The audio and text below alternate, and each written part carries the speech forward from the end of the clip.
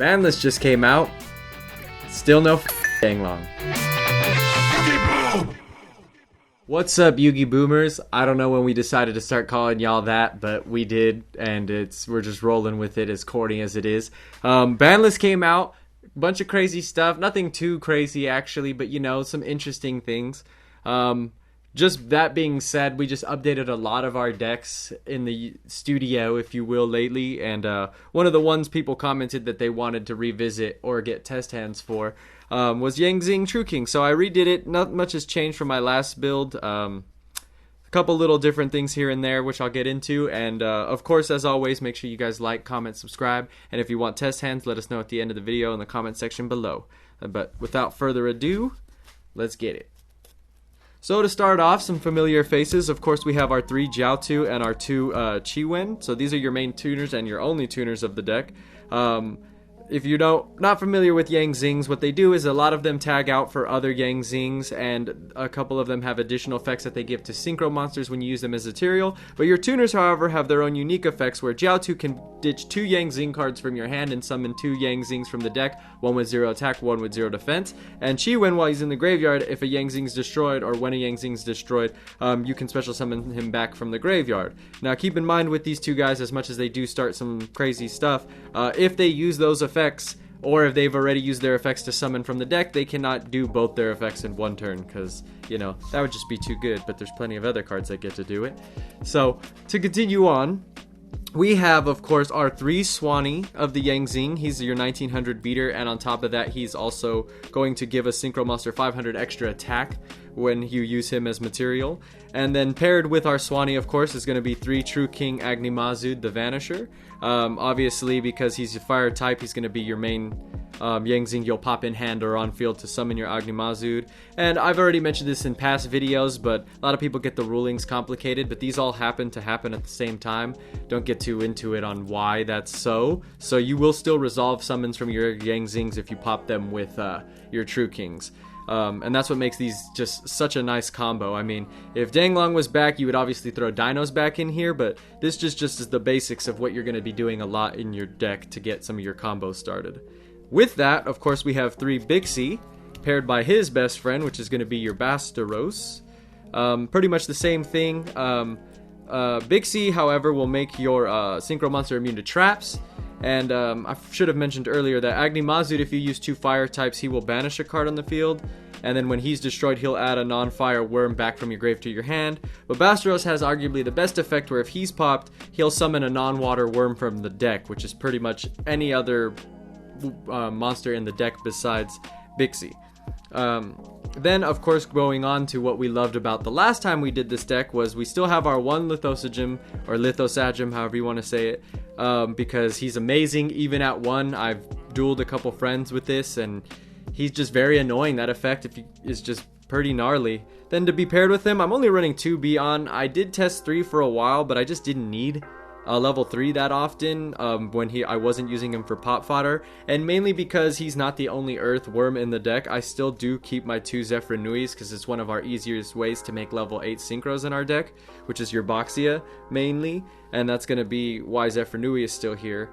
So on top of that, you have a good amount of earth targets for the Lithosagem, and you have other ways to get certain Yang Zings out anyways. So going off with that, I do still run the 1 Mariame, or Nay.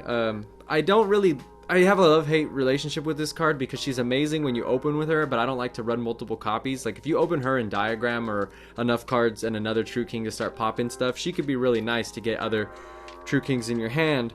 But at the end of the day, I just still stick with 1 of her and 1 Pulau, because Pulau's another card who, as good as he is, I haven't been able to fit more copies of him. Kind of like Bixie, if you use him as a synchro material, he'll make your synchro monster immune to spells, which can actually be kind of nice. Especially if you go first and you're worried about that Dark Ruler No More card. You can keep some sort of negate-T type synchro out on the board and not worry about it being negated. Then, of course, the last Yang Zing I run is still Touty. He's mainly for namesake, to keep cycling when you need to stall, or just for different level types. He's level 5, which does come in handy. His effect he gives to a synchro monster is that its control of the monster cannot change on the field, or possession, which is cool, I guess, but it's nothing too much. So one spicy tech that I'm running again from very old profiles of this is I am running Magma Dragon again, since nowadays you can sit on like one negate and a VFD, because VFD is really strong and a lot of people wish he was banned. Magma Dragon does have the unfortunate restriction of limiting you to summoning only worms that turn. So even if you try to do stuff before you get Magma Dragon, he won't be able to summon and get his effect because you've already summoned something that was non-worm. So you got to make sure it's going to be a full True King, VFD, and like a Yang Zing synchro type play if you're going to involve Magma Dragon. But you could easily summon him out the deck with Bastaros, and he'll summon any worm from the graveyard. And then, you know, just help with a quick synchro or something. Then for the other two niche monsters that are in here purely for monstrosity is we still have the one Nightmare Incarnation Idli and the Super Anti-Kaiju. Those are just my choices of level 9s. Mainly because if you do end up ever getting this on the board with monstrosity or something, its effect can actually be pretty nice. Or even, you know, just mainly because of that reason. And it also has a weird hand trappy type effect. But if this cards are opened with, unfortunately you don't really have like ways to cycle them back in the deck or, you know, do anything with them. So that's the one unfortunate thing, is opening either one of these in a way deads your monstrosity because you're not getting the full benefit of it. You could still open a True King monstrosity just for one of them from your hand, but it's not the ideal situation, so keep that in mind. Alright, so now we get to the spells and traps, which I'll be honest is very small in this deck. I still of course keep 3 Yang Zing Path. It's really nice when you've opened a lot of, like, popping a lot of the Yang Zings and you got a bunch in the graveyard and you're focusing on your True Kings.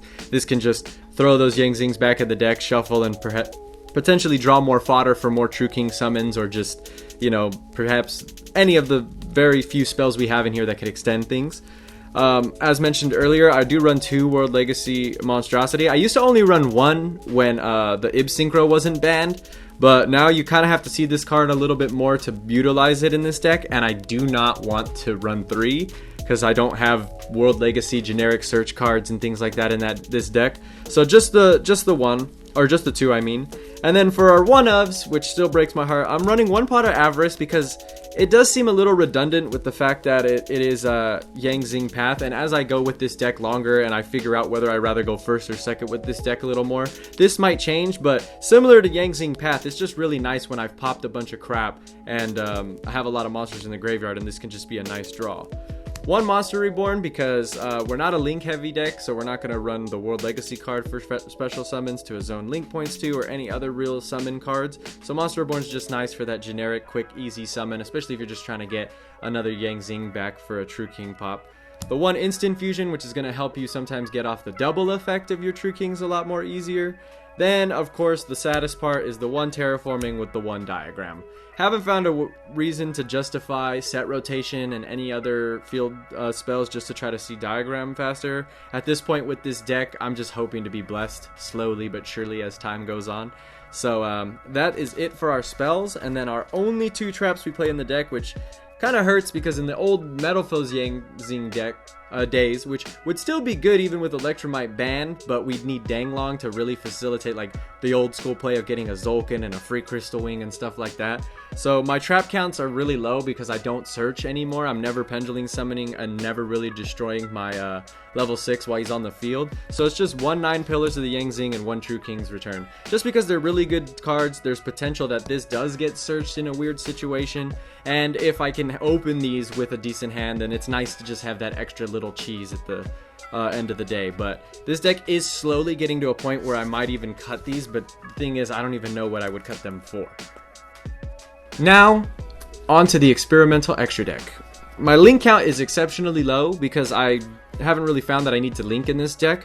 I just have the 1 Almirage to get me out of sticky situations where Jiaotu's been negated or something, and then maybe I can just Almirage and, you know, go for a True King and just protect that True King a little bit. Very sacky, but it's just been necessary in this deck. Of course, the Hakalifrabex, or however you say it, Needle Fiber.